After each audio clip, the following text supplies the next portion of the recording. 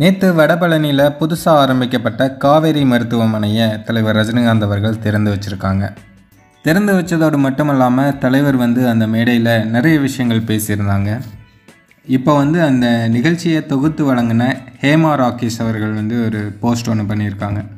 அவங்க என்ன சொல்கிறாங்க அப்படின்னா, சூப்பர் ஸ்டார் ஃபேன்கேல் மூமெண்ட் அப்படின்னு போட்டு, இன்று சூப்பர் ஸ்டார் திரு ரஜினிகாந்த் அவர்கள் சிறப்பு விருந்தினராக பங்கேற்று சிறப்பித்த காவேரி மருத்துவமனை உயர்நிலை மருத்துவ வளாக தொடக்க விழா நிகழ்வை தொகுத்து வழங்கியதில் மகிழ்ச்சி அப்படின்னு அவங்க ஒரு போஸ்ட் ஒன்று பண்ணியிருந்தாங்க.